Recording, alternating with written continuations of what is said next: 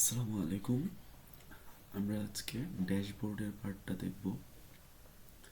আমাদের প্রতিষ্ঠানের নাম, লোগো, ঠিকানা এবং যাবতীয় ইনফরমেশন আমরা এই আপার পার্টে পেয়ে যাব। ড্যাশবোর্ডে আমরা মূলত আমাদের প্রতিষ্ঠানের সকল তথ্যের একটা ওভারভিউ পেয়ে যাব এই একটা পেজে।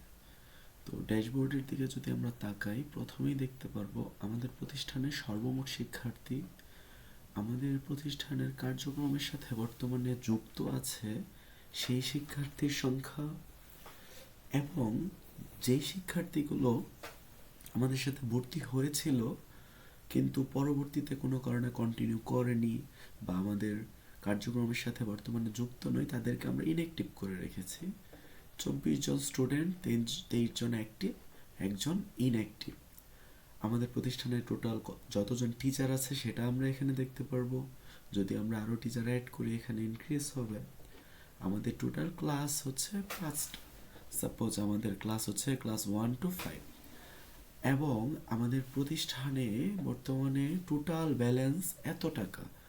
আমাদের বেতন, বিভিন্ন ধরনের টাকা পয়সা লেনদেনের পর আমাদের ব্যালেন্স এত টাকা, আমাদের টোটাল ইনকাম এত, টোটাল এক্সপেন্স এত। এখানে ইনফরমেশনগুলো আপাতত হচ্ছে ডেমো।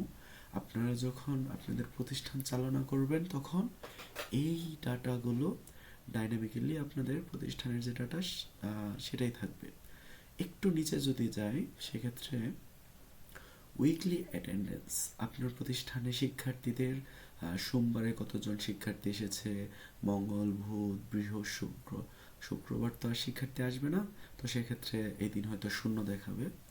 তো এটা আপাতত ডেমো। আপনারা যখন অ্যাটেন্ডেন্স পার্টটা রেগুলার ট্র্যাক করবেন তখন এই উইকলি অ্যাটেন্ডেন্স গত 7 দিনের একটা ওভারভিউ আপনি এখানে পেয়ে যাবেন। এবং আপকামিং এক্সামস, আমরা হচ্ছে এক্সাম মডিউল থেকে এক্সাম লিস্টে গিয়ে এক্সাম ক্রিয়েট করব।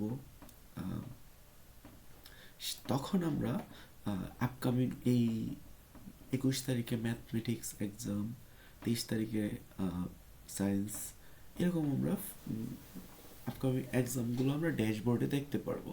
এটা গার্ডিয়ানের জন্য সহজ হবে, শিক্ষার্থীর জন্য সহজ হবে, টিচারদের জন্য সহজ হবে। আচ্ছা, এই ছিল আমাদের ড্যাশবোর্ড। ড্যাশবোর্ডের একটা পার্ট নিউ অ্যাডমিশন। এটা দিয়ে আমরা মূলত শিক্ষার্থী ভর্তি নিব।